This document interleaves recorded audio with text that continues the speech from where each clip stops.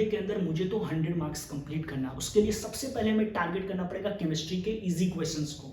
ठीक है, इनऑर्गेनिक फटाफट कर लिया, ऑर्गेनिक फटाफट कर लिया, फिजिकल के जो फॉर्मूला बेस है वो क्वेश्चन कर लिया, फिजिक्स में जो कुछ सेमीकंडक्टर वगैरह है, जो जेईई में इनके टॉपिक्स हैं, जो स्पेसिफिक भाई सबकी वेटेज एक ही है। अगर कोई हार्ड क्वेश्चन है ना तो वो भी 4 नंबर के हैं, कोई इजी क्वेश्चन है तो वो भी 4 नंबर के हैं। तो इट्स वेरी इंपॉर्टेंट कि हम दो त्रिची जाएगा क्या, वो बच्चा जो आईआईटी दिल्ली, आईआईटी बॉम्बे जाएगा और एक कॉमन बच्चा जो कि एंड अप करेगा लेग्स ऑफ रैंक में, उनमें यही बस अंतर होता है ना कि उनको छोड़ना ही नहीं आता कि किस क्वेश्चन को आपको अपनी औकात पता है कि आपको कितना आता है। तो ये जो अप्रैल का अटेम्प्ट है इसमें अपने आप को मैक्सिमाइज करना है। और तो हेलो एवरीवन, तो मेरा नाम है मृत्युंजय और फाइनली 6 तारीख से जेईई मेन का जो नेक्स्ट शिफ्ट है वो होने जा रहा है। तो आज हम बात करेंगे कि जेईई मेन में अब मुश्किल से एक दिन बचा हुआ है और जिस दिन ये वीडियो अपलोड होगा शायद आप रात में देखेंगे और सुबह में एग्जाम हो रहा होगा आपको। तो मैं कुछ बात करूंगा कि जेईई मेन का सबसे पहले हम पैटर्न के बारे में बात करते हैं कि जेईई मेन का जो पैटर्न है वो किस प्रकार से चलता है। तो सबसे पहले बात आपको पता होगा क्योंकि अब आप एग्जाम देने जा रहे हो, तो सबसे पहले तो ये 3 आवर्स का पेपर होता है। ठीक है, 300 नंबर के पेपर होते हैं और 2 प्रकार के क्वेश्चन आते हैं। एक तो एमसीक्यू वाले क्वेश्चंस आते हैं और एक इंटीजर वैल्यू टाइप के क्वेश्चन आते हैं जिसमें 2 डिजिट के आपके आंसर्स होते हैं। अगर आप सही करते हो तो आपको 4 मार्क्स करेक्ट के मिलते हैं, अगर आप रॉन्ग करते हो तो -1 मार्क्स आपके कट जाते हैं। सेम चीजें होती है। और अगर क्वेश्चन जैसे मैंने लिख रखा होगा कि 20 एमसीक्यू आते हैं and 10 numerical value type question आते हैं। ठीक है, जिसमें से 5 कंपलसरी होते हैं करने और टोटल 75 क्वेश्चन होते हैं जिसमें से 25 क्वेश्चंस अटेम्प्ट करने होते हैं हर क्वेश्चन में। अब आप यहाँ देख सकते हो 20-10-30 क्वेश्चंस है लेकिन अटेम्प्ट हम 25 ही करते हैं। ठीक है, ये जो 10 क्वेश्चन होता है इसमें से 5 कंपलसरी होता है एंड 5 ऑप्शनल होता है, मतलब नहीं करना होता है। ठीक है, तो ओवरऑल अगर देखा जाए तो 75 क्वेश्चंस हमें अटेम्प्ट करने होते हैं और 300 मार्क्स के होते हैं।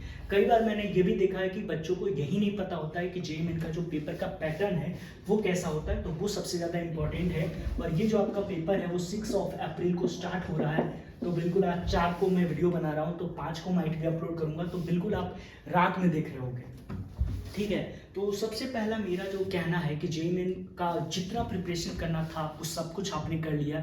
और इस वीडियो में हम ये नहीं बात करेंगे कि मैथ्स कैसे पढ़ना है, फिजिक्स कैसे पढ़ना है, केमिस्ट्री कैसे पढ़ना है, क्योंकि वो तो जो पढ़ना था आपने पढ़ लिया।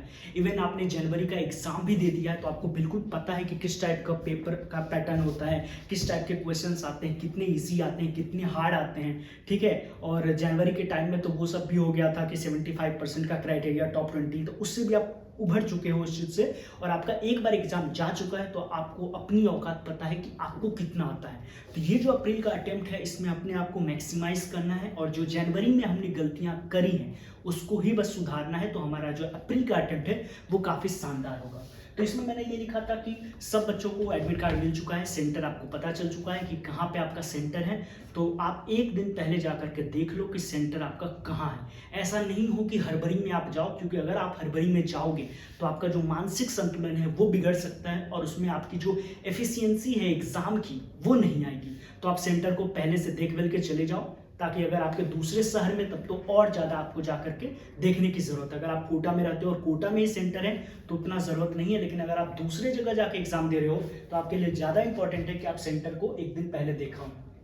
नींद के बारे में मैंने लिख रखा है कि जितना 6 घंटे 7 घंटे वाली नींद, मैं तो इवन बोलता हूँ कि एग्जाम के जो एक रात पहले है उसमें कई बार ऐसा होता है कि अगर हमारी प्रिपरेशन अच्छे से नहीं हो पाती है तो हमें नींद नहीं आती है, लेकिन आपको सोना बहुत ज़रूरी है। क्योंकि एग्जाम में अगर आपको ताजगी के साथ काम करना है, अगर आपकी ऐसा है कि आपका मेंटल जो लेवल है वो एकदम पीक पे हो, तो ये बहुत ज़्यादा ज़रूरी होता है कि 8 से 9 घंटे इवन 10 घंटे भी अगर सोना है तो आप सो लें। ठीक है, लेकिन वही उसके लास्ट वाले दिन में मत सोना, क्योंकि उससे स्लीप साइकिल आपका खराब हो सकता है। तो नींद आपको पूरी लेनी है, टेंशन बिल्कुल भी नहीं लेना है, क्योंकि जैसा मैं हमेशा बोलता हूँ कर्म करो तो फल मिलता है। आपने जितना भी हार्डवर्क करा है उसका आपको रिजल्ट मिल ही जाएगा। फॉर्मूले के बारे में, जैसे जब मैंने भी जेईई क्वालिफाई किया और मैं अपने टाइम में भी बात करूं तो मेरा यही फिलॉसफी रहता था कि मैं फॉर्मूले रिवाइज करता था। आप केमिस्ट्री में तो बिल्कुल आपने शॉर्ट नोट्स बनाए होंगे, उसको हम फटाफट देख सकते हैं। फिजिक्स में फॉर्मूले देख सकते हैं, मैथ्स में भी फॉर्मूले देख सकते हैं। तो फॉर्मूले अभी आप एक दिन पहले फॉर्मूले जरूर कॉन्सेंट्रेट करें, है ना। क्वेश्चन तो हम नहीं कर सकते लेकिन फॉर्मूले भी हम कॉन्सेंट्रेट कर सकते हैं। रिवीजन ये वो वाला रिवीजन नहीं है जो हम सालों साल करते आ रहे हैं, उसकी बात मैं नहीं कर रहा हूँ। रिवीजन का मतलब अगर मान लो मेरे पास 3 घंटे हैं तो मेरी ये स्ट्रैटेजी होनी चाहिए कि मैं 2 घंटे में पेपर को फिनिश करूँ, ताकि 1 घंटे में जो क्वेश्चन बच गया उसको मैं रिवाइज कर पाऊँ।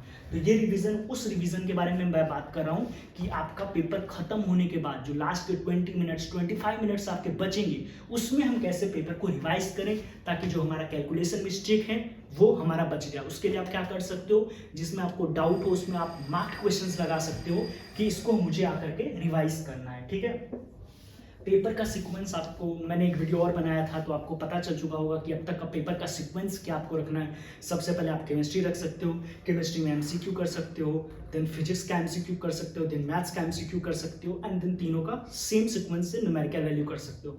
अगर आप ज़्यादा ही कंफर्टेबल हो केमिस्ट्री में तो केमिस्ट्री का ही दोनों पार्ट कर लो, देन फिजिक्स का एमसीक्यू कर लो। तो इस टाइप से आपके ज़्यादा होना चाहिए। इसमें मैंने एक चीज़ लिख रखा था पेपर सीक्वेंस में, अगर आपको कॉन्फिडेंस पेपर के अंदर बूस्ट करना है, ठीक है, तो इसके लिए आप क्या कर सकते हो। आपको पता है जनरल का अगर 300 नंबर है तो 80-90 के आसपास कट ऑफ जाता है।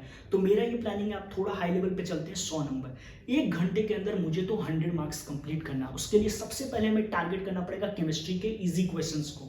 ठीक है, इनऑर्गेनिक फटाफट कर लिया, ऑर्गेनिक फटाफट कर लिया, फिजिकल के जो फॉर्मूला बेस है वो क्वेश्चन कर लिया, फिजिक्स में जो कुछ सेमीकंडक्टर वगैरह है जो जेईएमएन के टॉपिक्स हैं, जो स्पेसिफिकली जेईएमएन के टॉपिक्स हैं, ठीक है, उन पे टारगेट करो। मैथ्स में भी उधर मतलब नॉर्मल क्वेश्चंस है, स्टैटिस्टिक हो गया, मैथमेटिकल रीजनिंग हो गया, इनके क्वेश्चंस कर करके हमें सबसे पहले अपने 100 नंबर पक्के करने हैं। अगर हमने 100 नंबर अपने पक्के कर लिया तो हमारा कट ऑफ क्लियर हो गया, और कट ऑफ अगर एक बार क्लियर हो गया तो आप मेंटल लेवल पे, फिजिकल लेवल पे काफी हाइट पे चले जाओगे।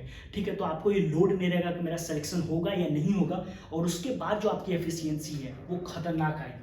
ठीक है, कैलकुलेशन में आप हमेशा ध्यान रखना, JEE is all about calculation. ठीक है, तो क्वेश्चंस इजी होते हैं बट कैलकुलेशन में बच्चे गलती कर देते हैं। देखना, अगर लैपटॉप पे आपके कैलकुलेटर का आइकन है तो आप कैलकुलेटर का भी यूज़ कर सकते हो, नहीं है तो पेपर पे जरूर कैलकुलेट करना मेरे भाई।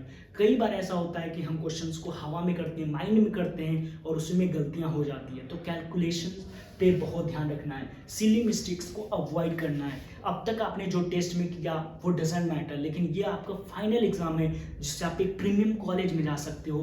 तो आपको बहुत ध्यान रखना है कि आपकी जो कैलकुलेशंस है वो बहुत सटीक हो और बहुत ही एक्यूरेट हो। हाँ, इमोशनल, मैंने हमेशा बोल रखा है कि क्वेश्चंस के साथ इमोशनल नहीं होना है, सेंटी नहीं होना है। क्या फ़ायदा उस क्वेश्चन का कि मान लो कि आप अपने टाइम लगा करके एक क्वेश्चन को किया, भाई सबकी वेटेज एक ही है। अगर कोई हार्ड क्वेश्चन है ना तो वो भी 4 नंबर के हैं, कोई इजी क्वेश्चन है तो वो भी 4 नंबर के हैं। तो इट्स वेरी इंपॉर्टेंट कि हम 2 इजी क्वेश्चन कर ले इन कंपैरिजन टू एक हार्ड करें, हमें 8 नंबर मिलेगा ना, तो हम 4 नंबर के पीछे क्यों जाए, है ना। तो इमोशनल नहीं होना है आपको, ये इंपॉर्टेंट है ना। किसी भी क्वेश्चन को छोड़ने का आपको टैक्टिक्स आने चाहिए कि कौन सा क्वेश्चन को छोड़ना है और कौन सा क्वेश्चन को हमें करना है।